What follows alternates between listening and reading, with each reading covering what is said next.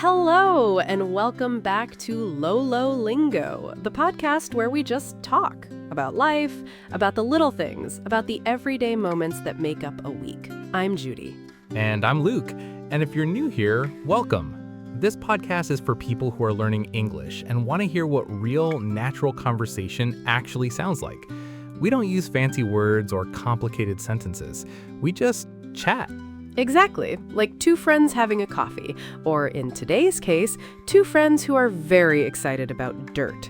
Yes, dirt and plants and sunshine. Today we're talking about gardening, specifically starting a garden this summer. And Luke and I actually have very different situations when it comes to this topic, which I think makes it really interesting. Yeah, it's kind of funny because we were talking before the episode and we realized we're both planning to start a garden this summer, but our gardens are going to look completely different. Very different. So we're going to talk about our plans, the challenges we're each facing, and the good things about our individual situations. And hopefully, if you're thinking about starting a garden too, you'll get some ideas. All right, let's get into it. Okay, so Luke, tell us about your situation. Where do you live and where exactly is this garden going to be? Right. So I live in an apartment. It's on the 4th floor of a building in the city. I don't have a yard or anything like that, but I do have a balcony. It's not huge. I'd say it's maybe 3 meters wide and about 1.5 meters deep. So it's small, but it gets really good sunlight in the afternoon, which is great. Oh, that's actually really important for plants. Sunlight, that's a big deal. Exactly. So I've been thinking, okay, I can't grow a big vegetable garden or anything like that, but I can definitely grow some things in pots and containers. That's the plan. Container gardening, it's called. I love that. And what do you want to grow? Okay, so my list, and I've been doing a lot of research, by the way. I've gone a little bit down the rabbit hole on this. Of course you have. I want to grow herbs, basil, rosemary, mint, maybe some chives, because I cook a lot, so fresh herbs would be amazing. And then I also want to try tomatoes, cherry tomatoes, because they're smaller and they do well in pots apparently, and maybe some lettuce or spinach for salads. Oh, that's such a practical garden. Everything you grow you can actually eat. That's the goal. No flowers for me. Well, maybe 1 or 2 just to make it look nice, but mostly edible stuff. What about you, Judy? Your situation is very different, right? Very different, yes. So I own a house and I have a big backyard. It's actually one of the main reasons we bought this house. We wanted outdoor space. The backyard is pretty large. There's a lawn, some old trees, and then there's this area at the back that's just kind of empty and unused right now. And that's where I want to put the garden. Oh, wow. So you have actual ground, like real soil. Real soil, yes, which sounds great, and it is in many ways, but it also comes with its own challenges, because the soil back there is not in great shape. It's been sitting there for a few years, so it's pretty compacted and dry. I'm gonna need to work on it quite a bit before I can plant anything. Interesting. See, that's something I don't have to worry about with containers. I just buy good potting soil, I put it in the pot, and I'm good to go. That is a real advantage. I'm honestly a little jealous of that. I'm gonna need to dig up the soil, add compost, maybe some fertilizer. It's a whole project before the actual gardening even begins. But on the other hand, the space you have, you can grow so much more. That's true. I'm thinking of doing raised garden beds, those wooden frames that you fill with soil. I want to build maybe 2 or 3 of them, and I want to grow vegetables too. Zucchini, cucumbers, peppers, some tomatoes, obviously, maybe even pumpkins. Pumpkins? See, I could never do pumpkins on my balcony. No, probably not. Pumpkins need a lot of room. They kind of just spread everywhere. But yeah, I also want to have a flower section. I love flowers. Sunflowers, lavender, maybe some wildflowers to attract bees. That's beautiful, and it sounds like a big project. It is. It's exciting, but also a little overwhelming, honestly. Like, I look at that empty space and I think, okay, I need to plan this carefully. Otherwise, I'll just buy 100 plants and have no idea where to put them. Have you done that before? Maybe. Not saying anything. Okay, so let's talk about the challenges then, because I think both of us have real challenges, just different ones.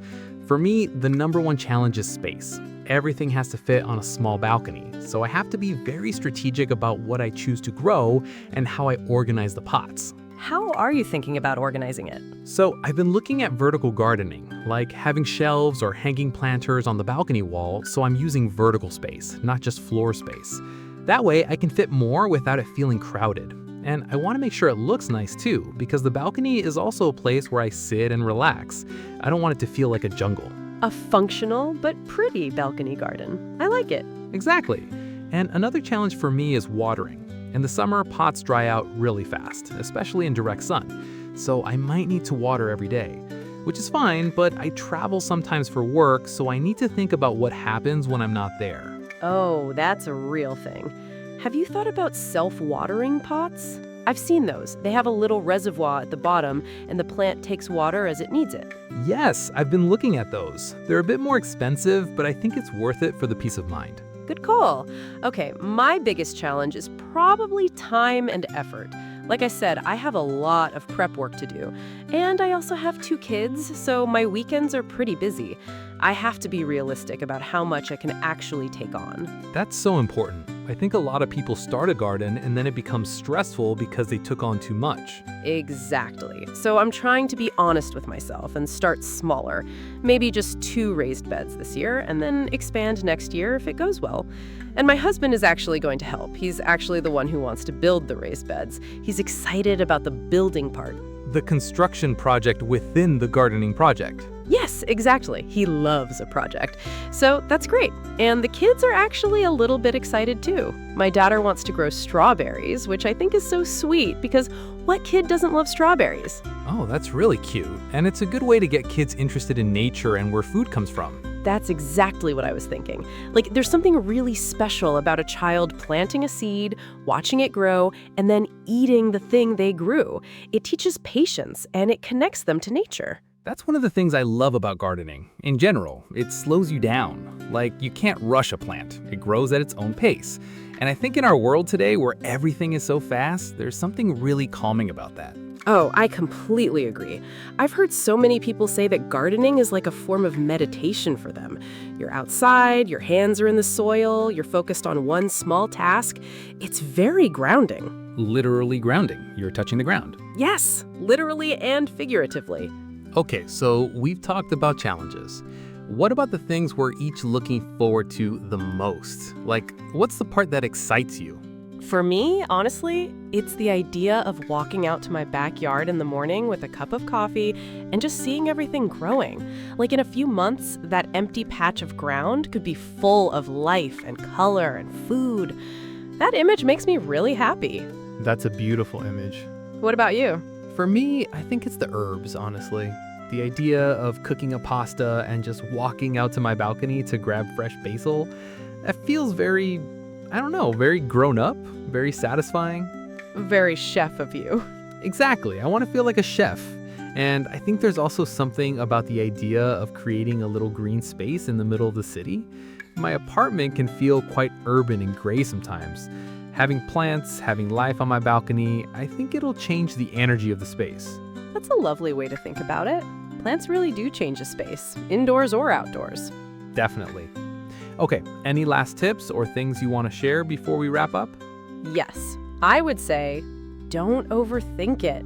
If you want to start a garden, just start. Even if it's one pot with one herb on a windowsill. Start small, learn as you go. Gardening is very forgiving. If something doesn't work, you try again next season. I love that. And I'd add, use the internet. There are so many amazing free resources, videos, forums, community groups about gardening. Whatever question you have, someone has already answered it. Don't feel like you have to figure it all out alone. Great advice. And enjoy the process. The whole point is to enjoy it. Yes, even when things go wrong, and they will sometimes, it's still fun. All right, that brings us to the end of today's episode. We hope you enjoyed our little conversation about gardens and growing things. And whether you're a backyard gardener or a balcony gardener, or even just a windowsill gardener, we hope you felt inspired to grow something this summer. We'd love to know. Do you have a garden? Are you thinking about starting one? What do you grow? Come find us and let us know. And if you're learning English and you found this episode helpful, that means everything to us. That's exactly why we do this.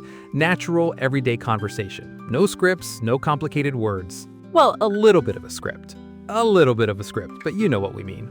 Thank you so much for spending this time with us today. It really means a lot that you choose to listen to Lolo Linguo. We'll be back soon with another episode and another topic. Until then, take care of yourselves. And maybe go plant something. See you next time. Bye.